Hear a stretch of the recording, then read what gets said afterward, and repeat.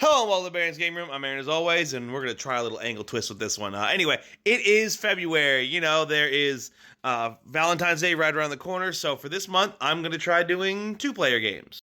Now, of course, I could choose to do cooperative games because it should be all about you and your partner, your loved one, coming together and all that. But no, we're going to talk about competitive two-player games, the games that are just completely going to ruin your relationship or bring you closer together, you know, because people that really love each other can also completely decimate you in your favorite game. And we are going to start off with a rough one, Snakes of Wrath. Yes. Snakes of Wrath is a two-player game made by West Coast Games where you are playing these domino-like pieces on the table. It is very similar to Domino where you are trying to build and finish big Ouroboros many-headed snakes. Let's open up and show you. All right, open this up. We got our rules. We got this cool bag here, big bag, that all of these are going to go into. Now, I will admit that when I bought it, I was a little upset that these are, I think, plastic. I was really hoping for some nice chonky. I would have paid a lot more for some chonky, heavier, like more like dominoes than these plastic bits. But they still look great. And man, honestly, this bag is so heavy by the time you get them all in there.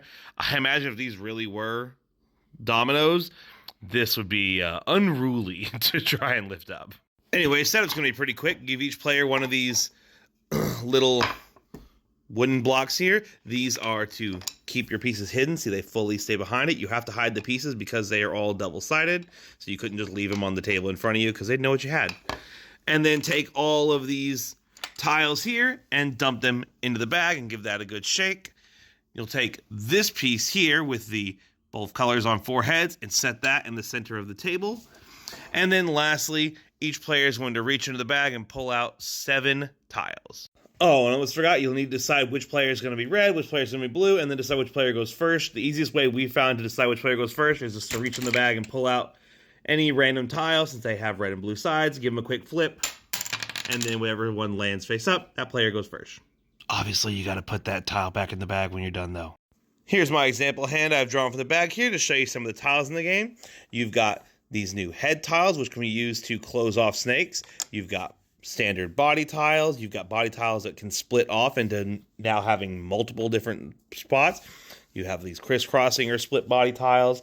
You have these stab pieces, which can be used to chop your opponent's snake in half so they can't keep building on it. And you've got armored tiles, which are safe and cannot be hit with things like these. And then you've got some that are like mixes of bodies and heads and yada yada. But yeah, that's a quick little overview of the different types. Let's get to how you're playing the game. So gameplay is simple. On your turn, you'll take one of your pieces and you'll attach it somewhere on the board.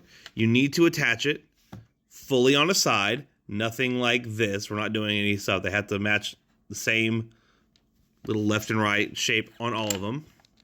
And you attach it to a full side of either a head or a piece you already have. Like, for example, I could place a piece like this right here. That's fine as well because I'm continuing. So I can only place pieces that build off of snakes I've already started or start a new snake, meaning come off of a new head that doesn't already have a body attached to it.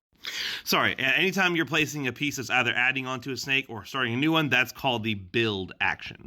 You can also play down your head tiles to close up snakes. So you'll see this snake right here has one end of it that's still open that doesn't have a head attached to it. If I place a tile like this on my turn, I have now closed up all the ends of that snake. That is now one full snake. That's called the cap it action. This is how you get points in the game. The goal of the game is to be the first player to 13 points. Anytime you fully cap off a snake, you will get 1 point for each body piece used in that snake. There is a rule that every snake body must consist of at least 2 tiles. You can't just do one and done. Not allowed. You got to have at least 2 before you cap it. Boom. I would get 3 points for this snake right here. You can also do the action injure or heal, which means if you're going to injure, you can take one of these stab tiles that you have and place it on top of a tile that has the exact same like shape layout. So like this little curve here matches this one right here. So as the blue player over here, the blue player would actually take it and place it on top of it like that. That means this snake can no longer be built on. Now, to be clear, you can only play this on a snake that is not capped off. If it was already capped off like this, you couldn't play it. But as long as it's not capped off, you can place one of these on there. And now, since this snake is injured, the red player cannot build on this snake at all. They have to build off of other snakes they might have going on the board or off of a new head until they heal this one. To heal a piece, you just need to have, again, the same shape. So, after the blue player damages this, I can then take this and place it over, and the red player has now healed that snake. You can only injure and heal once a piece. So, now that piece, this particular tile, cannot be hurt anymore. I did mention them real quick earlier when I was showing off the tiles. You'll see some have these little like black painted underbellies, whereas these are like matching the color of the actual snake. And you'll see these little shields they have off to the side. Anything like that, those are armored pieces. You cannot use a stab tile on those. They cannot be injured. Now, before I go on to the last thing you can do in a turn, which is called going rogue, I want to go over a little more specifics on where you're allowed to place tiles. Now, we've already gone over that when you play a piece down, it needs to line up fully with the side and all that. You can't do the whole this thing. We've already gone over that. We've already said that you have to build on either a new head or attached to body parts of the same color of yours. Build on a snake you're already building, as well as we talked about, heels and all that. But a little more to it is you can't create like false features of sorts. You can't create a snake that is theoretically impossible to place. Let me show you. So for example, let's say we already have these two pieces here. I could not place this piece there because it blocks off that part of the body. That part of the body now attaches to nothing. So that means this snake could never be finished. So you're not allowed to play stuff like that. However, you can sort of work your way around that by sort of leaving blanks in places, which I don't think I have the pieces here to show you exactly. But you could basically leave blanks in situations where there just aren't pieces that could fill it in or are very difficult to fill in. I'm sorry, I'm sure this might sound a little confusing. Basically, the standard rules are you can't place a tile in a way that like cuts off a piece directly, but sort of the strategy that they're not telling you is strategically you can place tiles in a way that makes it very difficult or impossible to close up a snake, but that's just based on the pieces they have, not like literally a body attaching to nothing. That's what you're not allowed to do. You can't have a body piece just hit the side of a tile that doesn't have another body piece ready to continue it on. It can't just stop there. Now, let's finally get back to the last thing you do, which is going rogue. Basically, what that means is if the piece you want to place, there either isn't a place currently you can play it or that you want to play it, you can place it in a way that is still technically legal and it just sort of stays open and floating. Like, for example, the blue player could decide to play this one right here. It's not blocking anything off. It's not adding to a new one. This is the going rogue. It's a sort of place off to the side. And at some point later, you can attach to this still and make it official. So on a later turn, blue can go ahead and still play over here. That's fine. And if they ever finally place like a head attached to it, then they've officially fully claimed it as theirs. But that's what they have to be careful of. When you go rogue like this, this does not officially belong to you yet. So let's assume the blue player decided to do this and place this out. If the red player ends up attaching a head to it, then they would steal it and you'd flip it over and it would become a red body piece. Now, stealing is one thing I haven't gone over yet because there are other ways to steal even when attaching to your normal stuff. Let's go over those. Again, the standard way to place pieces is to either build on a snake you're already building, placing this one here because you already have a red here, or starting off of a new head. So, in this example, no one has played off of this head yet. Blue would be allowed to do that. And if blue happens to play something like this that attaches the new blue head to this red snake body, that would be a steal. So they would have to flip all these over, and now all those pieces would become blue. Now, to be clear real quick, that only works because a body piece was attached to a free head. You can't do what we did with the rogue piece earlier. Red couldn't just attach a head to it and steal it back. No. That only worked because those pieces were rogue and they were not officially blue yet.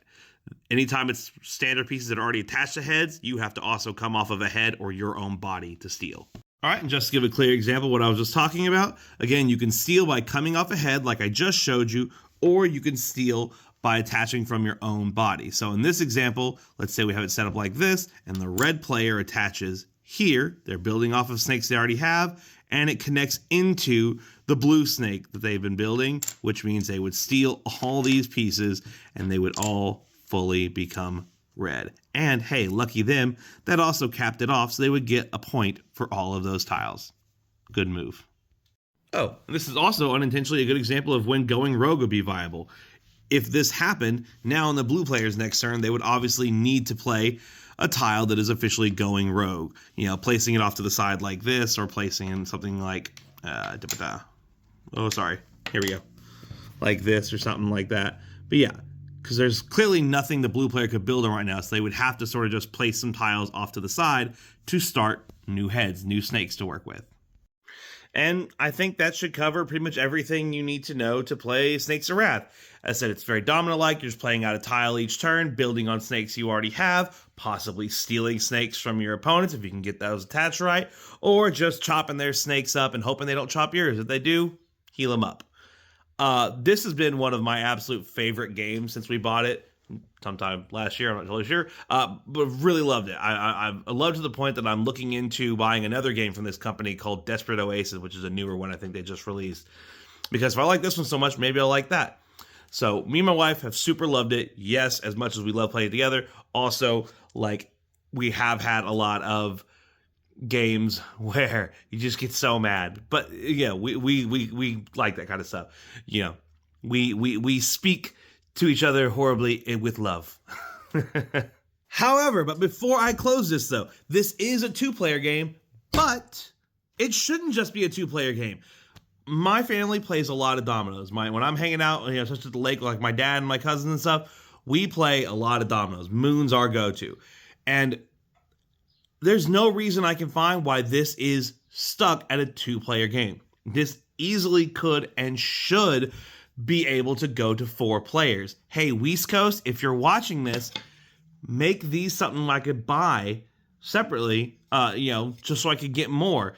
I'm honestly probably about to just buy some of these online, I guess, from Amazon or something, which is fine, but I don't know. You know, I always like buying from the people I'm playing the games with. So technically, yeah, I'm probably about to just buy some of these on Amazon, so I have 4 of these, because there's no reason, as far as we can tell when we play, why you couldn't have 4 players, each with their own thing, and just opposite players being the same color. So me and the player across me both being red, and the players to my left and right both being blue. And when it's your turn, you just play the game normally, but with the tiles you have. I would say with us, we would probably play it, you know, domino style with us, where we wouldn't be allowed to like plan and talk with our partner. But yeah, there's no reason you couldn't play this game. It's got plenty of tiles. There's absolutely no reason you couldn't just play the game with 4 players. As long as you have an even number of players, I think it's totally a fine game to do more players with. So I'm bringing this to you guys because it's February and I'm doing 2-player games, and it is a 2-player game, and that's what you buy it as. But hey, West Coast, if you're watching this, I'm gonna make it 4 players. All right, I'm sorry. I've got friends. When I play with my family, I want to play with more than just 2 players. So, anyways, yeah. Oh my god, I can't believe I almost forgot. I almost forgot the most important piece. There he is. Hey, this is Todd. Todd is awesome. Todd is not a head. He's not a body. He is himself just one snake. When you play Todd, he gives you 1 point. That's it. When you play Todd somewhere, attach 1 point. He's great. I love Todd. We all love Todd. So, Snakes of Wrath is a beautiful game of sneaky snakes, building giant Ouroboros, red and blue snakes, and hurting your loved ones, and healing, and building, and it's super great, guys. It looks awesome. It plays awesome. Snakes of Wrath is very obviously Baron approved.